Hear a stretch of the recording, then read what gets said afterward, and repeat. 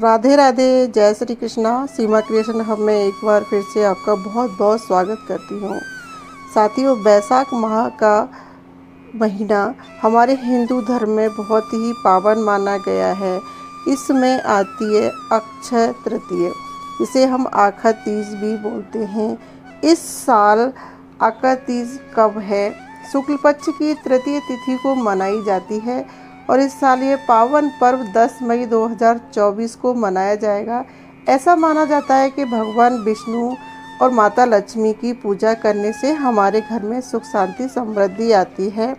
तो हमारे घर में लड्डू गोपाल जी हैं, तो हम उनकी पूजा अभिषेक कर सकते हैं। साथियों, मेरी नानी जी ने मुझे बताया था कि अक्षय तृतीया वाले दिन हमें लड्डू गोपाल जी को पंचामृत अभिषेक कराना चाहिए और हमें खूब सारे फूल भी लेने चाहिए। पंचामृत में हम गंगा जल, दही, दूध, शहद और जल, और हम चाहें तो उसमें थोड़ा सा घी भी मिला सकते हैं। पंचामृत स्नान कराने के लिए लड्डू गोपाल जी को हम फूलों का आसन देंगे और उनको हम विराजमान करेंगे। फिर हम लड्डू गोपाल जी को दही से, दूध से पंचामृत अभिषेक कराएंगे। जब हम पंचामृत अभिषेक कराएं तो हमें खास ध्यान रखना है कि हमें लड्डू गोपाल जी की आँख में नहीं जाने देना है। साथियों, जैसे बच्चों की आँख को बचाते हुए हम नहलाते हैं, ऐसे ही हम हमारे लड्डू गोपाल जी को हम अच्छे से दही से, दूध से, शहद से मस्त मालिश करेंगे और हम लड्डू गोपाल जी को पंचामृत अभिषेक करा देंगे।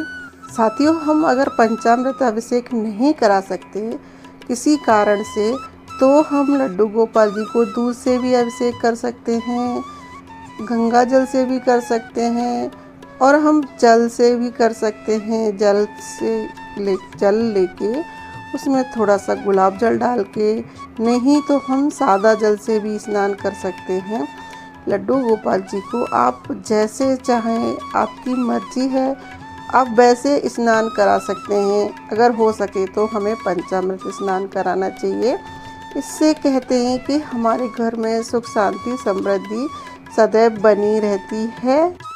साथियों, हमें कान्हा जी को पैरों में अक्षय तृतीया वाले दिन पाजेब पहनाते हैं। आप पाजेब चांदी की, फूलों की, मोती की, जो आप अपने कान्हा जी के लिए पाजेब लाए हैं या हैं आपके पास, वो पहनाएं। आज के दिन लड्डू गोपाल जी के चरणों में चंदन लगाने का विशेष महत्व होता है। ऐसा माना जाता है कि आज के दिन हमें भगवान के चरणों के दर्शन करने चाहिए। साथ ही श्री कृष्ण भगवान की नगरी वृंदावन, जिसमें भक्तों की भीड़ भगवान के चरणों के दर्शन के लिए लगी रहती है। अगर हम अक्षय तृतीया वाले दिन वृंदावन नहीं जा सकते हैं किसी भी कारण से, तो हमें अपने लड्डू गोपाल जी के दर्शन करने चाहिए। हम लड्डू गोपाल जी के चरणों में चंदन का लेप लगा देंगे। मस्तक पे, हाथों पे, पूरे शरीर पे हम चंदन का लेप कर देंगे लड्डू गोपाल जी को। साथियों, हम चंदन का लेप लड्डू गोपाल जी को इसलिए भी करते हैं ताकि उनको ठंडक पहुंच सके और उनको चंदन की सुगंध भी मिल सके। लड्डू गोपाल जी के चरणों में चंदन लगाने के बाद हमें उनके पैरों को फूलों से ढक देना चाहिए। ऐसा करने से हमारे लड्डू गोपाल जी अति प्रसन्न होते हैं और ऐसा माना जाता है कि जब हमारे लड्डू गोपाल जी प्रसन्न होते हैं तो हमारे घर में सुख शांति समृद्धि बनी रहती है। और हमारे लड्डू गोपाल जी को फूल तो प्रिय हैं, हमने उनका श्रृंगार कर दिया है और हम उनका फूलों से और श्रृंगार कर देंगे। तो हमने लड्डू गोपाल जी को प्रिय कलर है पीला, तो कुछ फूल पीले भी ले लिए हैं। साथियों, ऐसा माना जाता है कि जिस दिन सुदामा जी श्री कृष्ण भगवान से मिलने द्वारका गए थे, उस दिन अक्षय तृतीया थी।